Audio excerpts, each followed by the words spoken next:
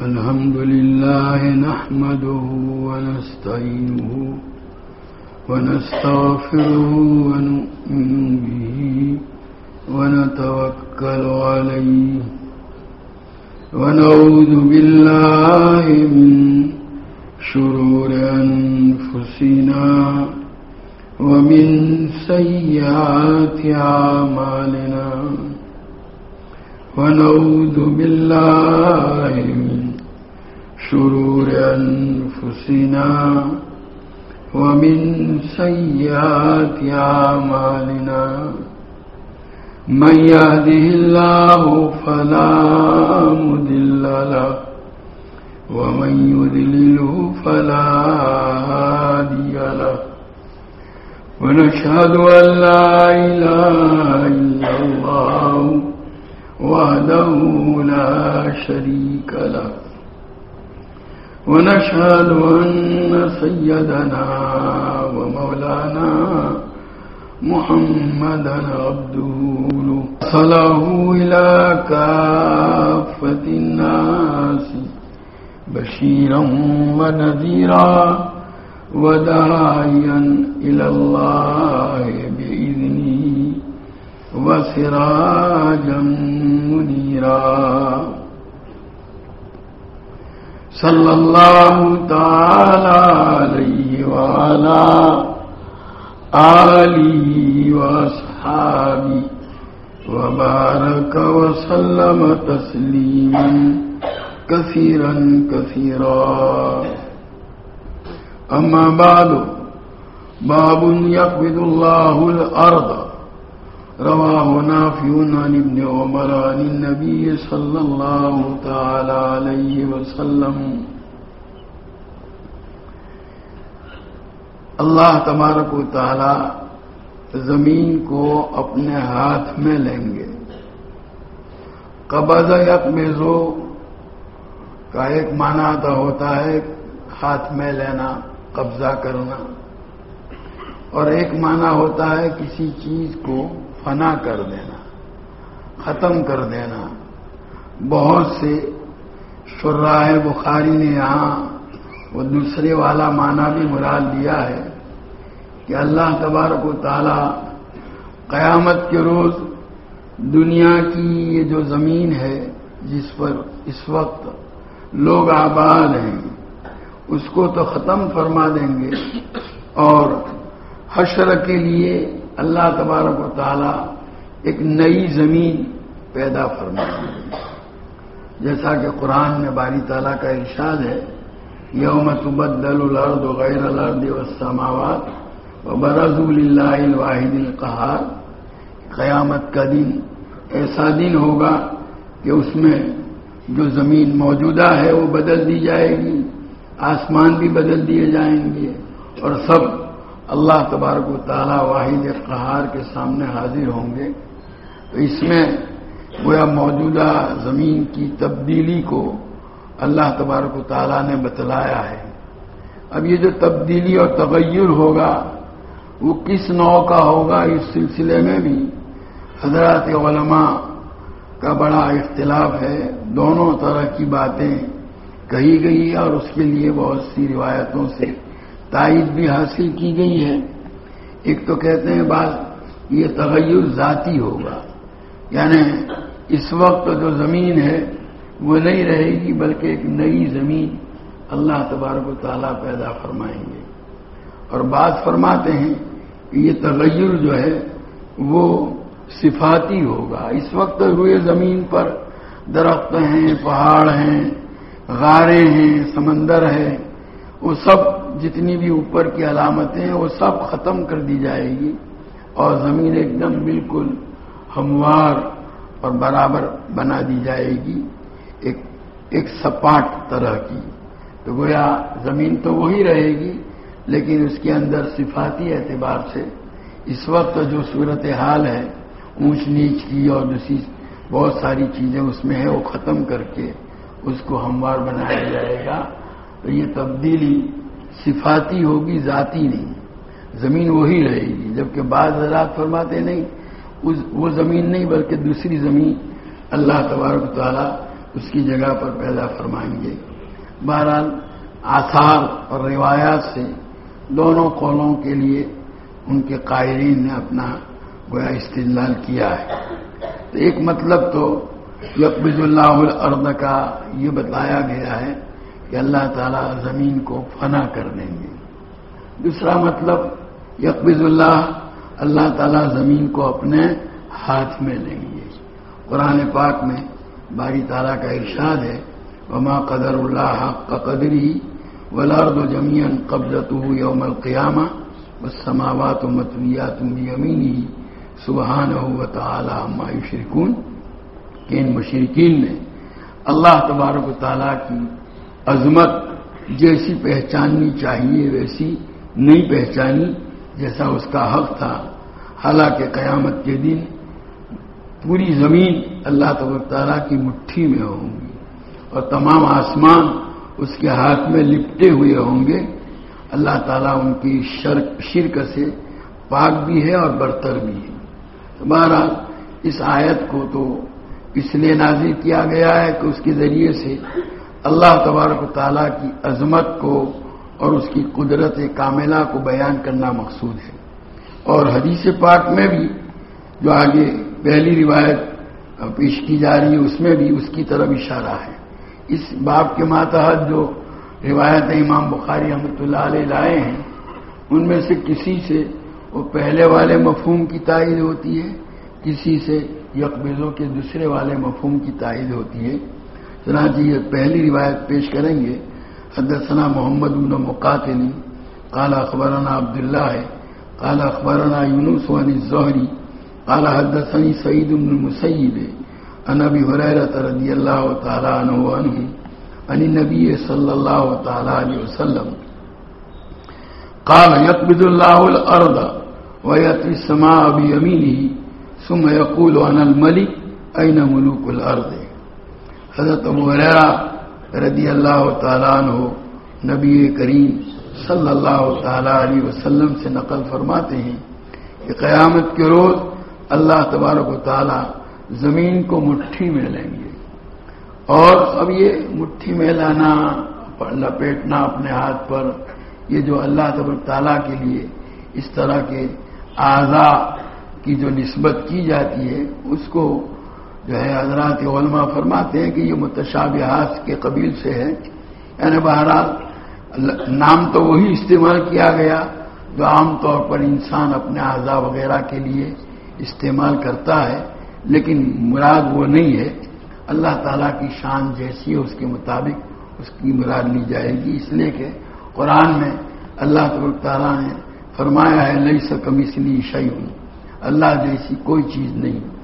تو بہرحال اللہ تعالیٰ کے لیے اس قسم کے الفاظ جو استعمال کیے جاتے ہیں تو وہاں پر بھی اللہ ہی کے شان معنی اور مفہوم مراد لیا جائے گا۔ انسان جو اپنے لیے مراد لیتے ہیں وہ مراد نہیں ہوں گے۔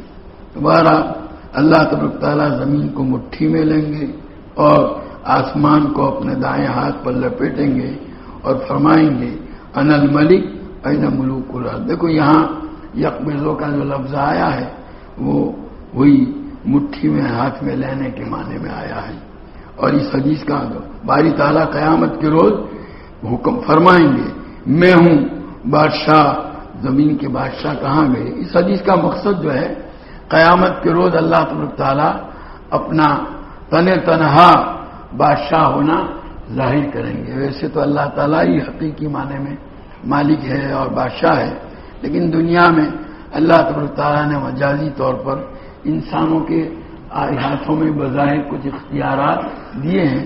قیامت کے روز جو ہے یہ ساری چیزیں انسانوں کے پاس جو ہے وہ ختم ہو جائے گی اور اللہ تبارک تعالیٰ کی بادشاہت اور اس کی حکومت کا ایک دم کھلم کھلا ظہور ہوگا. وہاں کوئی مجازی طور پر جو نسبتیں ہیں وہ بھی باقی نہیں رہے گی. یہاں صرف گویا اللہ تعالیٰ اپنی بادشاہت کو بتلانا چاہتے ہیں، اس کے لیے یہ ارشاد فرمائیں گے.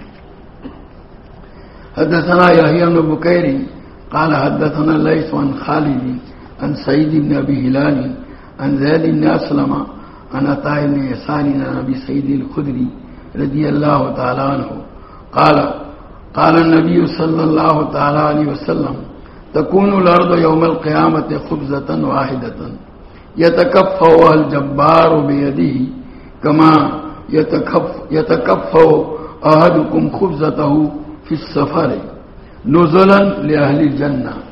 فأتى رجل من اليهود فقال بارك الرحمن عليك يا أبا القاسم ألا أخبرك بنزول أهل الجنة يوم القيامة؟ قال بلى. قال تكون الأرض خبزة واحدة كما قال النبي صلى الله عليه وسلم. فنظر النبي صلى الله عليه وسلم إلينا ثم ضحك حتى بدت نواجذه ثم قال ألا أخبرك بإدامه؟ قال إدامهم بعلام ونون. قالوا وما هذا؟ قال ثور ونون يأكل من زائدة كبدهما 70,000. یہ زمین کے اندر جو تبدیلی ہوگی اس کی ایک دوسری نوعیت کو اس حدیث کے ذریعے سے بتلانا مقصود ہے. حضرت ابو سعید خدری رضی اللہ تعالیٰ عنہ کی روایت ہے کہ نبی کریم صلی اللہ تعالیٰ علیہ وسلم نے ارشاد فرمایا تکون الارض یوم القیامت خبزۃ واحدۃ. قیامت کے دن زمین ایک روٹی ہوگی، گویا زمین کو روٹی بنایا جائے گا. یتکفأ الجبار بیدہ کما یتکفأ احدکم خبزتہ فی السفر.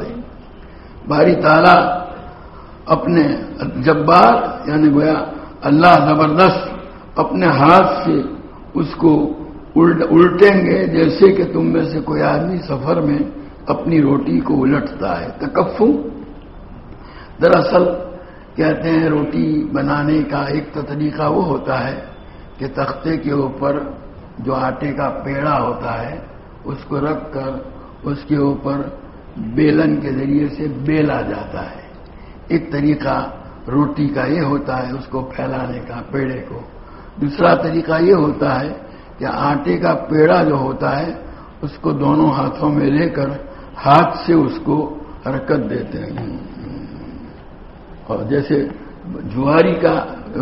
جواری کی روٹی جو بنائی جاتی ہے دیہاتوں میں دیکھا ہوگا تو وہ اس طرح دونوں ہاتھ سے اس پر تختے پر رکھ کر اس کو بیلا نہیں جاتا. تو یہاں اللہ تبارک تعالیٰ اہل جنت کے ساتھ اکرام کا جو معاملہ فرمائیں گے اس کو تعبیر کرنے کے لیے یہ گئے الفاظ اختیار کیے گئے ہیں کہ یتکفأ الجبار. زمین کو اللہ تعالیٰ ایک روٹی بنا دیں گے جس کو جبار یعنی زبردست طاقت والا خدا اپنے ہاتھ سے اس طرح الٹ پلٹ کرے گا جیسے تم میں سے کوئی اپنی روٹی کو سفر کے دوران بنانے کے لیے الٹ پلٹ کرتا ہے. نزولاً لأہل الجنہ. اور یہ جو روٹی ہوگی روٹی بنائی جائے گی یہ دراصل جنتیوں کی میزبانی کے لیے یعنی قیامت کے روز جنتی اس کو کھائیں گے. قیامت کے روز جنت میں جانے سے پہلے بھی یہ بھی بات کا بھی تذکرہ آتا ہے لیکن یہاں گویا میدان حشر کی بات ہو رہی ہے تو ان کے لیے میزبانی کے طور پر یہ زمین کی روٹی بنائی جائے گی. اب یہ زمین کی کیسے روٹی بنے گی تو مٹی والا تو یہ سب اللہ تعالیٰ اپنی قدرت سے ویسے تو دنیا کے اندر جتنے بھی ذائقے ہیں ان ذائقوں کا منبع اللہ تعالیٰ نے زمین ہی کو بنایا ہے، ساری چیزیں اسی سے پیدا ہوتی ہیں، تمام قسم کے ذائقے، تو ہو سکتا ہے کہ وہ ایسی روٹی ہو جو تمام ذائقوں کی جامع ہو۔ اور بعض حضرات اس میں یہ حکمت بتلاتے ہیں، ان جنتیوں کو جنت میں جو بھیجا جائے گا اس سے پہلے یہ کھلا کر گویا دنیا کے ذائقوں کو تازہ کرا دیا جائے گا، اس کے بعد پھر جنت کی نعمتیں کھائیں گے تو پھر ان کو اندازہ ہوگا کہ جنت کی نعمتیں کتنی اعلیٰ ہیں اس کے مقابلے میں۔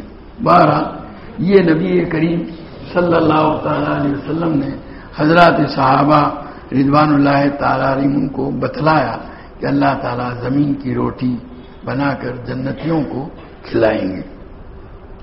فاتر یہ حضور فرما چکے، آپ کی یہ ارشاد فرما چکنے کے بعد ایک یہودی عالم آیا وہاں نبی کریم صلی اللہ علیہ وسلم کی مجلس میں، فقال بارک الرحمن علیک یا ابا القاسم، اس نے آ کر کے کہا، یہود نبی کریم صلی اللہ تعالی علیہ وسلم کو یا رسول اللہ نہیں کہتے تھے بلکہ آپ کی کنیت سے مخاطب کرتے تھے، یہ ابو القاسم، اللہ تبارک تعالی رحمان آپ پر برکتیں نازل فرمائے، الا اخبرکم بنزول اہل الجنہ یوم القیامہ، کہ میں آپ کو قیامت کے روز جنتیوں کی میزبانی کیا ہوگی، ان کو کیا کھلایا جائے گا نہ بتلاؤں؟ اب اس کو معلوم تھا کیا؟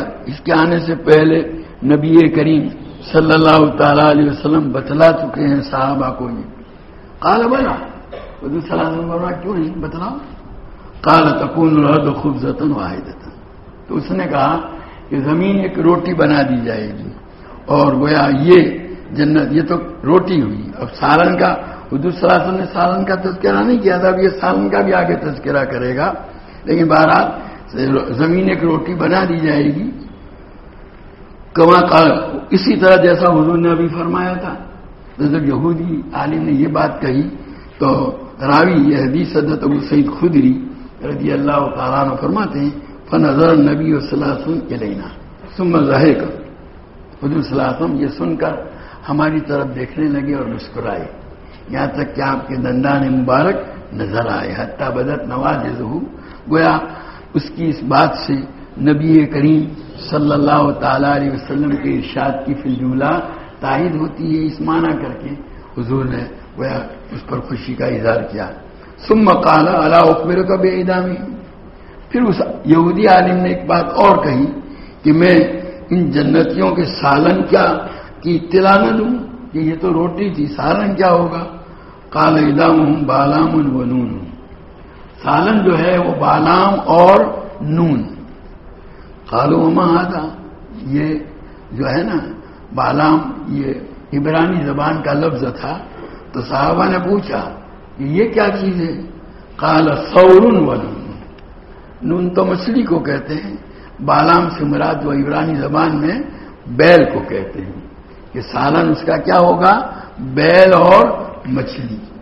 یاکل من زائدۃ کبدہما 70 الفا، کہ ان کے جگر گوشے سے، یعنی ان کے کلیجے کے ساتھ جو چھوٹا ٹکڑا لگا ہوا ہوتا ہے، جانور کو جب ذبح کیا جاتا ہے اور دیکھا ہوگا کہ جو کلیجہ نکلتا ہے، کلیجہ بڑا ہوتا ہے، اس کے ساتھ ایک چھوٹا سا کلیجہ ہوتا ہے جس کو جگر گوشہ کہتے ہیں اردو کے اندر، عربی میں اس کو زائدۃ الکبد کہتے ہیں۔ تو وہ جو بیل اور مچھلی ہوگی ان کا جو جگر گوشہ ہوگا، حالانکہ جگر گوشہ تو بہت چھوٹا ہوتا ہے، دنیا کے جانوروں میں سے جو جگر گوشہ نکلتا ہے وہ تو اتنا ہوتا ہے کہ ایک آدمی کا بھی اس سے پیٹ نہ بھرے، لیکن یہاں یہ جو بیل اور مچھلی جس کا سالن بنایا جائے گا اس کا جگر گوشہ اتنا بڑا ہوگا کہ اس میں سے 70,000 آدمی کھائیں گے۔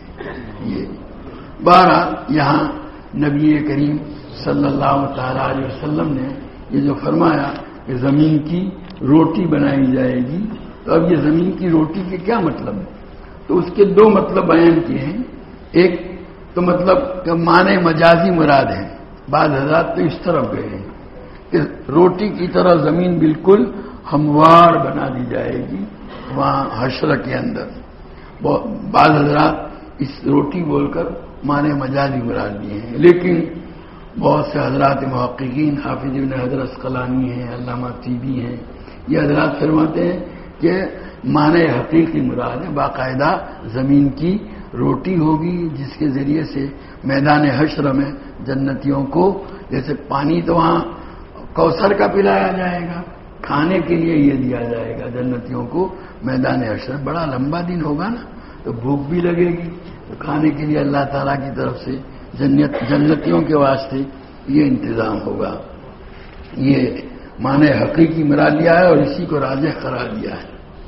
حدثنا سعید بن ابی مریم قال حدثنا اخبرنا محمد بن جعفر قال حدثني ابو حازم قال سمعت سهل بن سعد رضي الله تعالى عنه وعنهم قال سمعت النبي صلى الله عليه وسلم يقول يحشر الناس يوم القيامة على أرض بيضاء فراء كقرصة نقية۔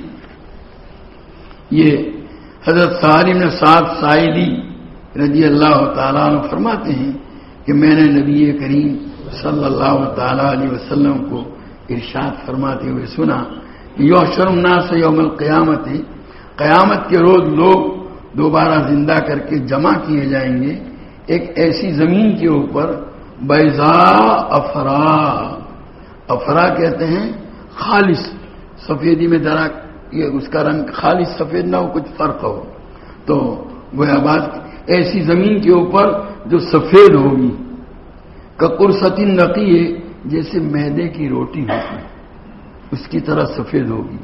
جو لوگ یوں کہتے ہیں کہ وہاں جو روٹی والا لفظ آیا تھا زمین کی روٹی بنائی جائے گی، اس سے معنی مجازی مراد ہے، انہوں نے اس روایت سے استدلال کیا ہے۔ یہاں کہا گیا کقرصۃ نقیہ، جیسے میدے کی روٹی ہوتی ہے نا، زمین ایسی ہموار، اس کے اوپر اونچ نیچ اور جو پہاڑ ہوتے تھے، گڑھے ہوتے تھے، یہ ساری چیزیں نہیں ہوگی بلکہ ہموار ہوگی۔ اسی ہموار ہونے کو تعبیر کرنے کے لیے روٹی کے ساتھ اس کو تشبیہ دی ہے، جبکہ دوسرے حضرات فرماتے ہیں نہیں، وہ باقاعدہ ہوگی بھی ایسی سفید اور روٹی ہی ہوگی۔ اہل جنت اس کو نیچے سے توڑ توڑ کے کھائیں گے، بھوک لگے گی تو لینے نہیں جانا پڑے گا، پاس میں موجود ہے، اس کو توڑ کے اسی پر کھڑے ہیں اور اسی میں سے کھائیں گے، یہ کہتے ہیں۔ تو بیضاء افرا، ایک دم سفید اور صاف، کقرصۃ نقیہ، میدے کی روٹی کی طرح۔ قال سہل او غیرہ لیس فیہا معلم لأحد، تو اب یہ جو کقرصۃ نقیہ ہے اس پر سہل بن سعد یا اور دوسرے حضرات جسے کسی راوی نے یوں کہا کہ کقرصۃ نقیہ کا مطلب میدے کی روٹی کے ساتھ جو تشبیہ دی ہے وہ اس بات میں دی گئی ہے کہ اس میں کوئی علامت، اس وقت تو روئے زمین جو ہے درخت ہیں، اس پر پہاڑ ہیں، گڑھے ہیں اور دوسری چیزیں بنی ہوئی ہیں، اس روز جو زمین ہوگی اس پر کچھ بھی نہیں ہوگا، خالص زمین، ایک دم ہموار زمین ہوگی۔ اسی ہمواری کو ظاہر کرنے کے لیے میدے کی روٹی کے ساتھ تشبیہ دی گئی ہے۔ بہرحال یہ دونوں طرح کے جو مطلب پہلے شروع میں بیان کیے تھے، جو روایتیں لائی گئی، ان سے پھر جملہ دونوں کی تائید ہوتی ہے۔ تو یہ یقبضوں کا ایک مطلب یہی کہ اللہ تعالیٰ اپنی مٹھی میں لیں گے اپنی قدرت کو ظاہر کرنے کے لیے اور اپنی بادشاہت کو بتلانے کے لیے کہ وہی تنہا بادشاہ ہے۔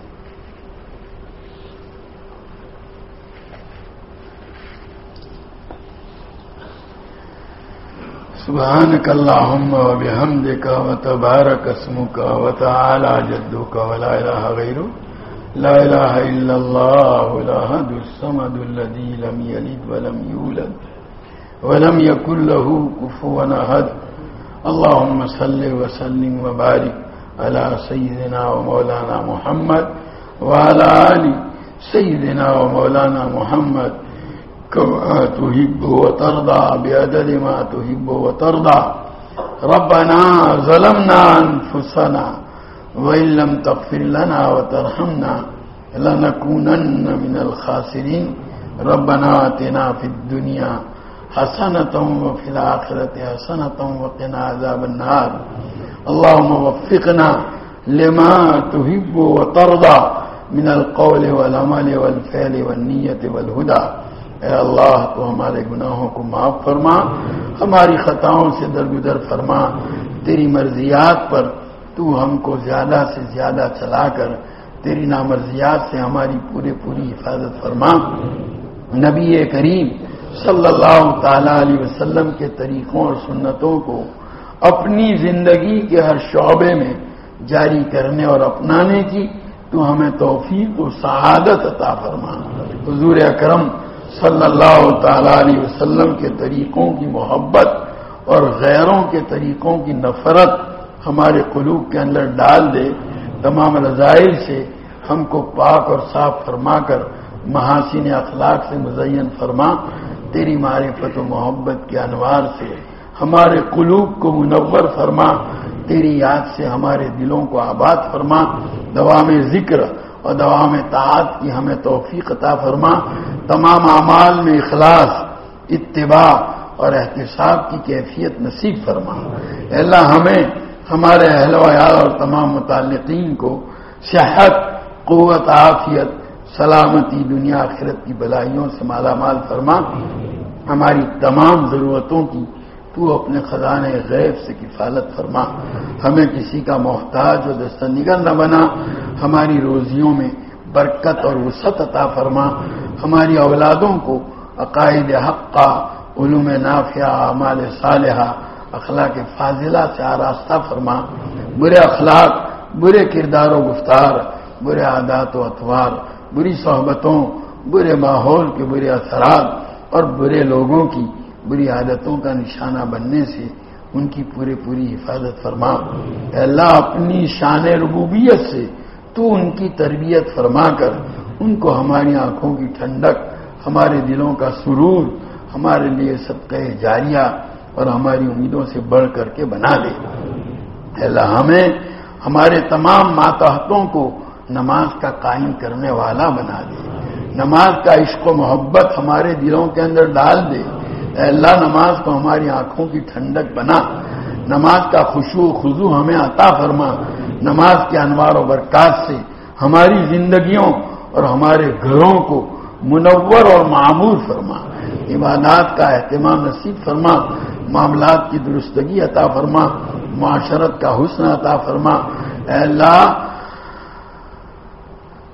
مختلف حیثیتوں سے جو ذمہ داریاں اور فرائض منصبی تو نے ہم پر لازم کیے ہیں ان کو پوری دیانت اور امانت کے ساتھ ادا کرنے کی ہمیں توفیق و سعادت عطا فرما. ان کی ادائیگی میں ادنا خیانت اور بددیانتی کے ارتکاب سے تو ہماری پوری حفاظت فرما. اللہ تو ہمیں اپنی کمیوں، اپنی کوتاہیوں، اپنے قصور، اپنے عیوب و ذنوب کا ادراک و احساس عطا فرما کر اس کی اصلاح کی توفیق عطا فرما.